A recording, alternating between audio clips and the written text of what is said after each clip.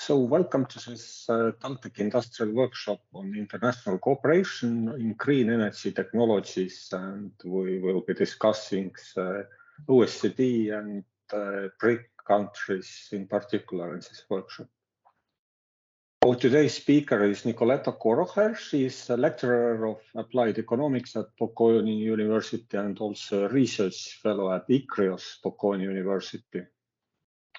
And her main research interest concerns the diffusion of innovations and industrial dynamics and the emergence of eco-innovations in the framework of sustainable development. Before we start, let me just add a few words about TalTech Industrial Project as well.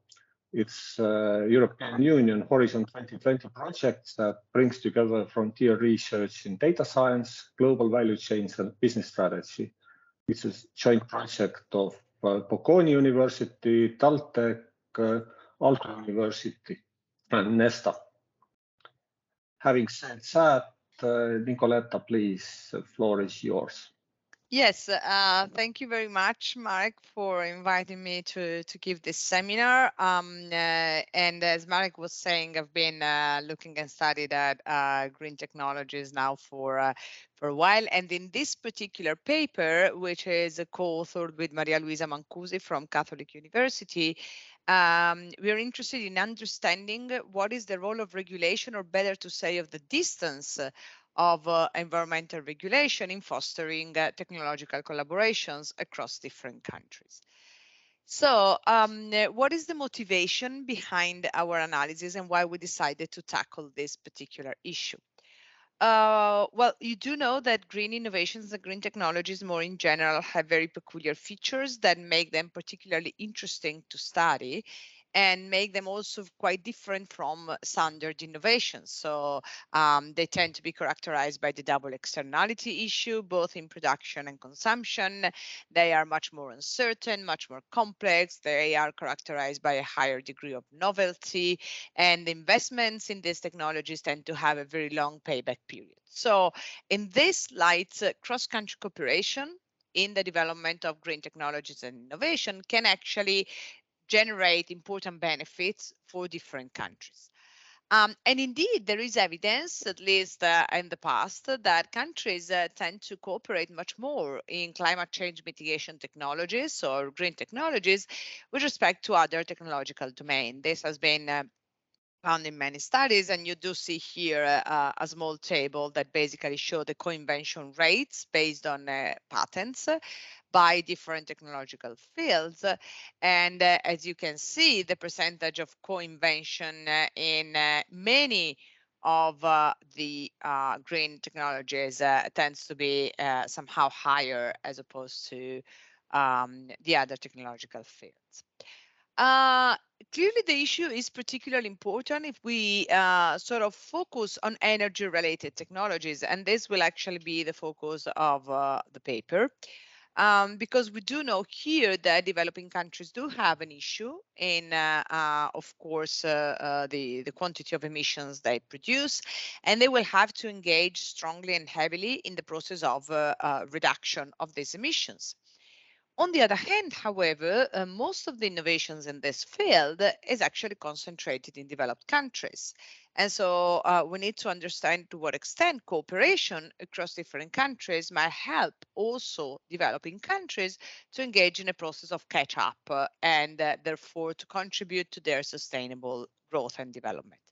So the development of international collaborations in green technologies represents really an important step to trigger the exchange of knowledge and technologies across different countries, which in principle might actually allow latecomer or developing countries to engage into a process of sustainable growth.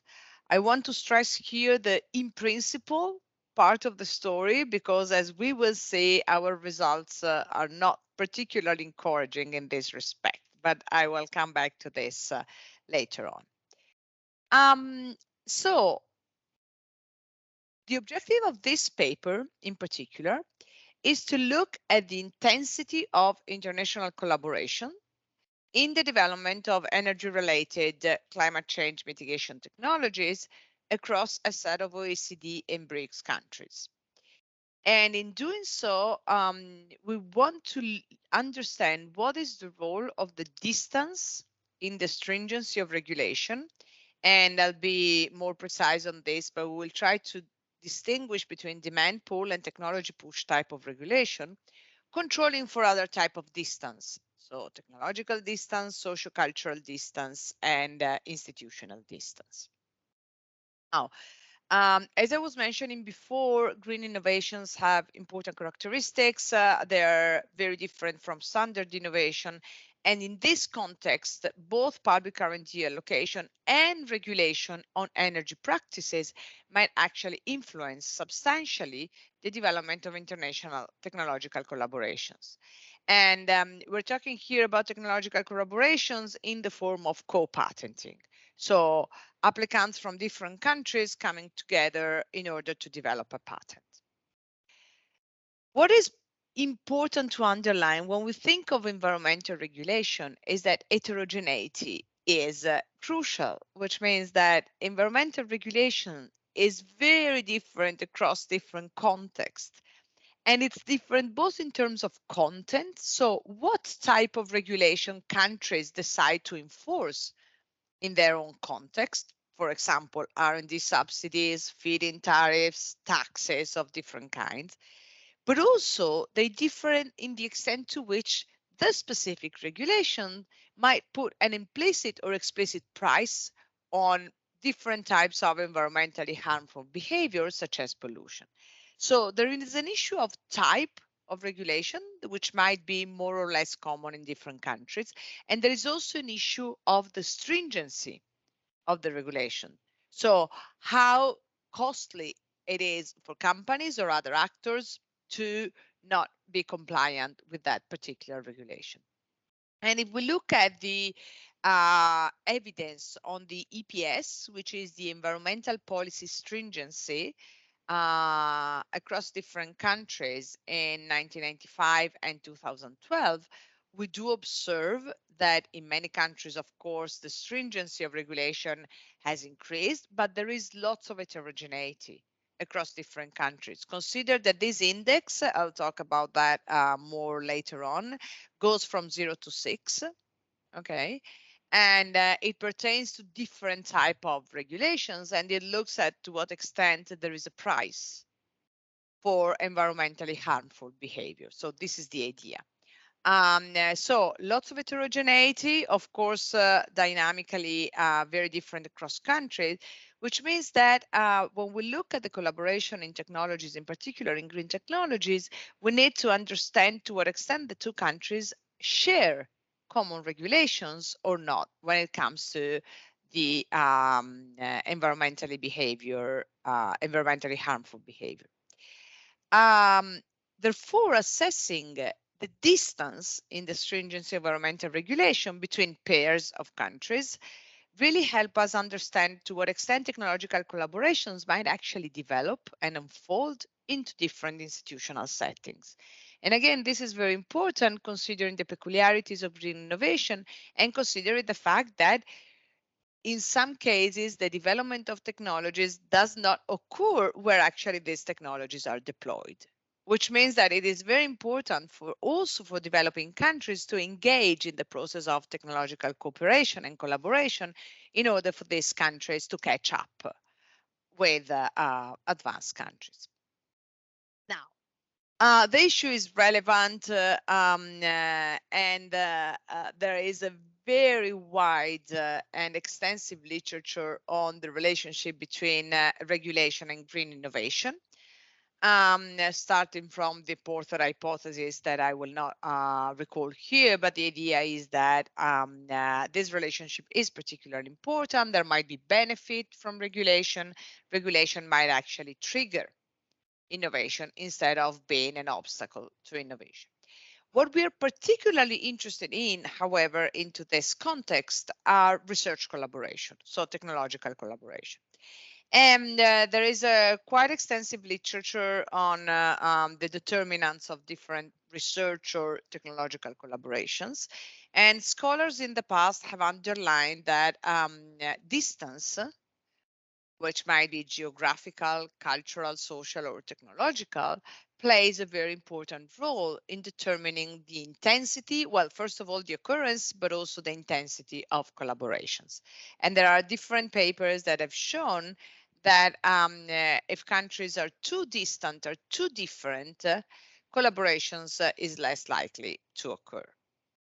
Something that has not been particularly investigated is the distance in environmental regulation, which you understand is particularly relevant when it comes to understanding the unfold of research collaboration into green technologies. And given that regulation is particularly important when it comes to the development of green technologies, clearly the distance in environmental regulation is particularly relevant in the case of technological collaboration into green technologies.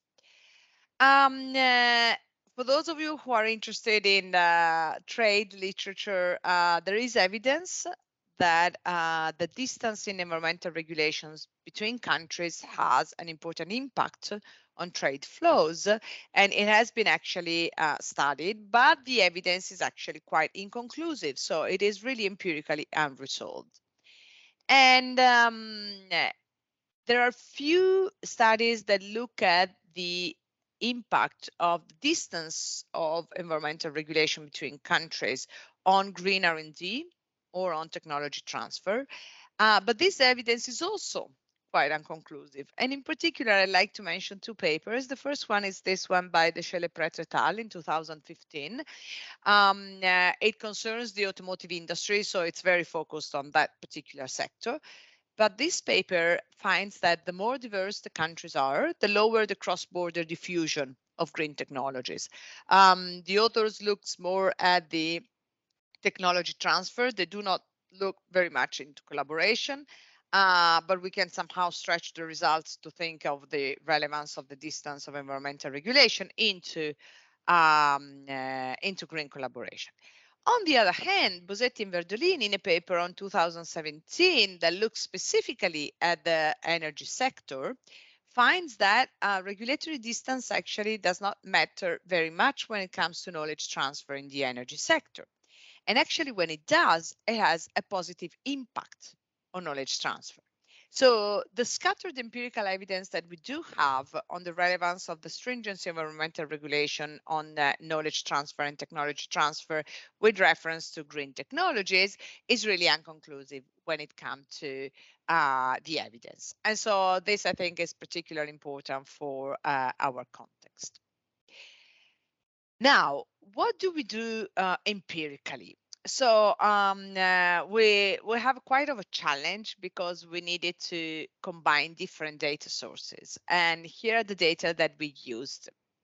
So first of all, we took data on patents and international patents collaboration in climate change mitigation technologies.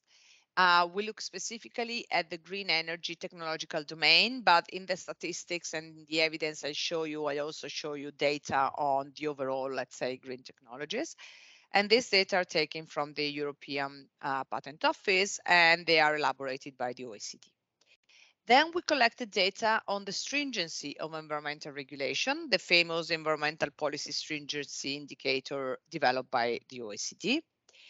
We also collected data on preferential trade agreements in two areas. One is the area pertaining to energy and environmental laws, and the other one is the area pertaining to innovation policy and R&D from the World Bank. Now, we decided to collect evidence also on this as we believe that this is an important control, because clearly if two countries have a preferential trade agreement in one of these two areas, we might think that they are more willing to collaborate.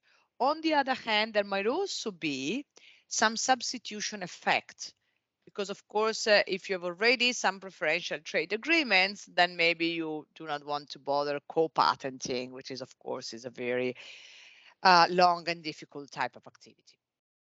Still, with the idea of controlling for other type of relationships across countries, we collected data on FDI, and we collected data on the geographical and cultural differences across countries from the famous JP dataset. And finally, we have a bunch of controls on the socioeconomic context. The countries we decided to investigate are European countries, BRICS, US, and other OECD countries. So we basically have the set of OECD countries and BRICS, but we decided to focus on different aggregates in terms of our geographical concentration. And we do the analysis over the time span 1995-2014, and this is mostly due to some limitations in the co-patenting data. So we wanted to have a very coherent, let's say, data set. Given that we want to investigate in particular the role of environmental policy stringency and the distance in environmental policy stringency, let me spend some time telling you what this indicator is about, what it measures, and how the OECD has described this indicator and what we do with this data. So the environmental policy stringency has been developed by the OECD, and it's a country-specific and internationally comparable measure of the stringency of environmental policy, which ranges from 0, which means non-stringent, to 6, which is very stringent. The idea of the stringency refers to the extent to which an environmental policy puts an implicit or explicit price on different types of environmentally harmful behaviors. And in doing so, it basically distinguishes between two types of policies. One is called the stick type policies, which basically raise the costs of polluting behavior. Okay, meaning that they tend to be more stringent the higher, for example, the taxes on pollution or the stricter the standards that are imposed in a specific country. The other type of policies are the so-called carrot type policies, which on the contrary reward environmentally friendlier behavior, okay? Which means that they raise the relative cost of pollution, but explicitly they do not put a price on that. They reward, on the contrary, the environmentally friendlier behavior.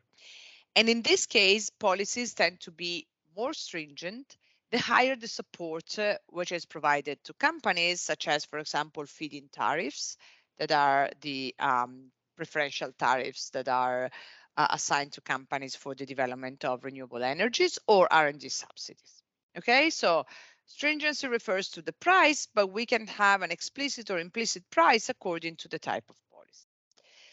These are the policies that are included in the indicator. So we do have a bunch of environmentally related taxes. We have diesel taxes, we have NOx taxes, CO2 taxes, so different type of taxes. We do have forms of support for renewable energy and energy efficiency, feed-in tariffs in particular, R&D subsidies, and so on. The OECD also collects information about the performance standards and the information about the reposit and refund schemes. So these are all the policies that are considered by the OECD in building the indicator on the environmental policy stringency. What are the components of this environmental policy stringency? Basically, you can imagine that these indicators is a weighted average of different type of components. And the OECD explicitly distinguishes between two types of instruments. One is the so-called market-based instruments, which does not force companies to use specific technologies, but basically leave companies to choose what is the most efficient technologies among suitable alternatives in order to reach a specific goal or a specific standard. The other type of instrument are the so-called non-market-based instruments. And basically they focus on law enforcement, so the requirement to adopt a specific, more environmentally friendly technologies. Okay. Now, the literature has shown that the two types of instruments provide actually different incentives for cross-border collaboration in technology development. There is a nice paper by Giovanni Marin and Zanfei on this issue. We thought a lot about the distinction between market-based and non-market-based instruments and about the concept of stringency, and we ended up with an alternative classification of the EPS components. In particular, we thought that in order for technological collaborations to be triggered, we might have, let's say, a push from technology or a pull from demand. And so what we did was dividing the EPS components, so the policy components of the environmental policy stringency, in technology push components, which include R&D subsidies and feed-in tariffs, and demand pull components that include trading schemes and taxes on pollutions and standards. Now, why we do so? Well, first of all, because the literature has stressed a lot this idea that the development of eco-innovation and therefore also the collaboration in these green technologies might come from different factors. And also because we do believe that when you think about developing policy instruments for the development of green innovations, you might either act on companies, so stimulate companies to develop innovation into green technologies domain, or act on the market, meaning trigger the market, stimulate the market to adopt specific standards or benefit from scheme that foster the diffusion of green technologies. And we wanted really to emphasize the distinction between the supply push, technology push, if you want, and the demand pull factors in the development of environmental regulation. So, some initial evidence on patents. Now, let me explain these tables. The first four columns refer to all patents, while the second four refer to co-patents. Okay. And what we do see is that the growth rates, and these are growth rates. Okay, so the growth rates of patents and co-patents in environmental related technologies, but also in climate change mitigation and energy related technologies, has been almost invariantly larger than that of total patents and co-patents in each country. So there is evidence actually that green patents, if we want to call them like this, and in particularly energy related green patents, tend to grow more than the overall patents. Just to make you understand, the top column is really the total patents. So in all technological classes, the ENV is the first big category of environmental patents, green patents, climate change mitigation technologies is another subset of the environmental patents, because these patents, environmental patents, include also other type of innovations, and the ENE refers to technologies that have to do with the energy generation, transmission, or distribution, which is actually our focus. And so what you see is that, of course, differently in different countries, but we do have a systematic higher growth in energy related and more in general in green patents as opposed to total patents. As far as the different countries are concerned, we distinguish, as I was mentioning before, between BRICS, the other OECD, EU countries, and then the top three patenting countries, which are Germany, US, and Japan. So this is why the EU does not include Germany. This is just for statistical purposes. Now, what about co-patenting? So here we zoom into co-patenting. These are always growth rates. The tables do not have to be read as matrices, but just in lines. So if you look at BRICS, if you look at the first row, okay, what you do see is that BRICS tend to collaborate mostly with US. You see 0.47. Even if over time they've expanded a little bit the set of partners. So the first table here show you the co-patenting activity in the first 10 years of our data set between 1995 and 2004. The second table shows you the evidence between 2005 and 2014. If you look at EU countries, clearly EU collaborates mostly, so co-patent mostly with EU countries and the US. But again, over time, so if you look at the second row of the second table, you do see that the percentage of co-patenting with the US has decreased, always in growth rates, while the percentage of co-patenting with BRICS has increased. So there is some evidence that there is more collaboration between European countries and BRICS as opposed to the initial stage. Similar patterns for the US. So also the US display lots of collaborations, of course, with European countries, but BRICS have over time gained importance as a collaborating partner with the US. In Japan, we actually record a very big change from a situation in which Japan was mostly cooperating with the US to a situation in which Japan actually has increased massively the share of co-patenting with BRICS countries and EU countries at the expenses of collaborations with the US. In terms of our second focal indicators, which is the environmental policy stringency, these graphs basically recompute the evidence that I showed at the beginning by looking at demand pull and technology push components of the environmental policy stringency. You do see evidence for the BRICS and the OECD countries. And what you can appreciate is that clearly over time, both increase the environmental policy stringency. Somehow the BRICS managed to catch up with the initial level of stringency of the OECD countries, but they did so by particularly pushing on the technology push component, which is quite understandable. On the contrary, OECD countries, which also have increased the environmental policy stringency, have pushed slightly more towards increasing the demand pull components of the environmental policy stringency.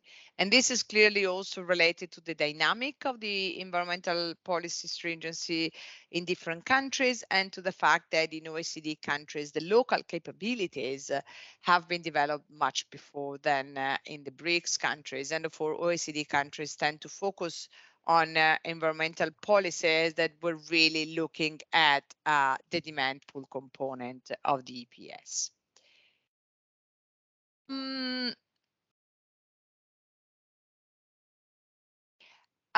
Here is the model we estimate. So basically, we look at co-patenting across two countries. So we're looking at pair of countries in year T. And we estimate the extent to which this co-patenting is a function of the distance in environmental policy stringency in the technological push component, the distance in environmental policy stringency in the demand pull component. And then we include the two very important variables, that is the average of the RTA between the two countries and the difference of the RTA revealed technological advantage in the two countries. And we do so because we do believe also on the basis of the existing literature that of course regulation plays an important role, but a big part of the story when you look at technological collaboration across countries depends also on the extent to which the two countries are technologically advanced, first of all, and second, to what extent the two countries are actually different in their technological competitiveness. We then add a bunch of controls in the next slide. I will comment a little bit on the controls we use because it's actually a quite extensive model. Here you do have the estimation models that we've employed, different type of estimates that more or less provide the same results. And our preferred model is the random effect negative binomial, which is actually to be preferred over the pooled estimator with constant dispersion. Now, if you consider the determinants of collaborations in technologies, which we measure here with co-patenting, of course, you might think that there is a very high number of variables that have an impact on the intensity of collaborations. And therefore, we decided to include into our model a set of different controls. The first ones are simply related to the socioeconomic structure of the country, so I won't mention too much on this. All the variables are included both in terms of average and in terms of difference. Then we included two very important dummy variables that refer to the existence of a preferential trade agreement in the environmental laws and in innovation and research and technologies laws. Following the existing literature, of course, we included also variables related to the geographical distance and related to the presence of a common language. Since we're talking about the collaboration in technologies, we do know that human capital also plays an important role. So we include controls for the share of education the share of population with tertiary education in the two countries, again, both in terms of mean and in terms of difference. And we look at the existence of FDI in different countries. Finally, we include information on the average of the environmental policy stringency divided again in technology push and demand pull components in the country pair. And then we have a set of controls that refer to different set of countries. So we look at BRICS, we look at EU countries, we look also at NAFTA countries, which might be, of course, a preferential set for the collaboration. And we look at different possible country pairs. I will not show you the results for all the variables, of course, but there are interesting results also related to the controls, and I will comment them into the conclusions. But let me just show you the results on the main variables. These are all our different models. So again, the results are quite consistent across different models. You do see that the difference in environmental policy stringency is actually significant, and it has a negative sign. What is though particularly interesting is that this negative sign is most explained by the demand pull component. As expected, the average RTA, the mean of RTA in different countries, in the pair of countries, has a positive coefficient, which means that, of course, countries that are more technologically advanced tend to cooperate more, but the difference is negative and significant. And this is absolutely in line with the existing literature on the technological collaborations. So, role of regulation, we do observe that the distance in environmental policy stringency negatively affect the intensity of technological collaborations, which is in line with the idea that similar regulatory frameworks are necessary if you want to foster collaboration across different countries. And this is because the benefits of cooperation can actually be successfully exploited by both partners. And this is in line also with the article of the Chelepret that I was mentioning to you before. What is particularly relevant for us is that this distance is referring mostly to demand pull measures. The idea is that it is similarly stringent environmental standards that allow both countries to carry out R&D activities and develop innovation that are compliant with those standards. And regulatory stringency in the partner country is particularly important for the creation of demand, for new technologies and for the development of local technological capabilities. So this is our first big result. We do have also evidence on the positive role of the RTA, in particular the average degree of specialization of the country pair, which is always our focal variable, positively affects the number of collaborations, but the difference in the RTA hinders the collaboration. So if countries are too far away in terms of technological advantages, they cannot really harness the benefit of the joint R&D activities, which means that they tend to collaborate much less. We do have interesting results also on our side of controls. In particular, larger population size or per capita GDP level relative to energy use, and of course the distance between the two countries tend to reduce collaborations, and of course a common language favors collaboration. This is again quite in line with the existing evidence on other type of collaboration, in particular trade. What is even more interesting is the role of preferential trade agreement.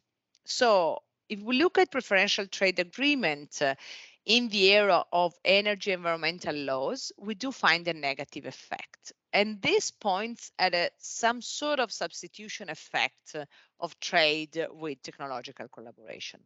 On the contrary, if we look at the role of preferential trade agreements, in the area of IPR, so intellectual property rights, innovation policy, and research and development, we do see that this variable has a positive and significant sign on the co-patents. And this means that there is some sort of complementarity between technological collaboration and trade. Remember that this analysis is performed controlling for all sorts of other possible confounding effect. And for example, FDI does not actually show a significant impact on technological collaboration of a pair of countries. So to conclude, so we can leave some for discussion. What is particularly relevant for policymakers, and I think this really speaks to the development of developing countries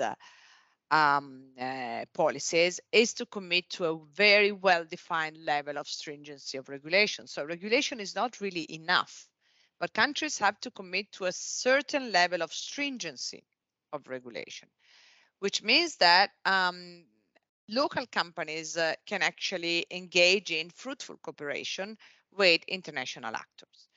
And in this context, what is particularly important is the stringency of demand pool policy instruments, which appears to be relevant in order to create a market for energy-related technologies that address climate change mitigation. So we do actually support the idea that similar levels of stringency of regulation between countries stimulates not only technology transfer, as other scholars have shown, but also international technological collaboration. So it's not just a matter of transferring knowledge or importing technologies, but it's also a matter of developing technologies. The design of stringent regulatory frameworks tend to reduce environmentally harmful behavior and therefore to stimulate a shift in the innovation capabilities of local companies. And actually countries can accumulate knowledge and competences for sustainable growth in this respect. Policy instruments that tend to support local firms' capability building and research and development activity, therefore, have to be complemented with instruments that are really devoted to the development of the market for energy-related technologies. And with this respect, let me just add a small piece of evidence that I haven't shown you in detail, but we do actually find that technological collaborations are particularly hindered, so not developed, when a BRICS country is involved. So whether it is collaboration between BRICS or collaboration between OECD and BRICS countries, there is evidence that this type of collaborations tend not to be the rule, let's say, while collaboration between OECD countries are much more easier. And this really calls for some reflections on the role of policy to stimulate catching up.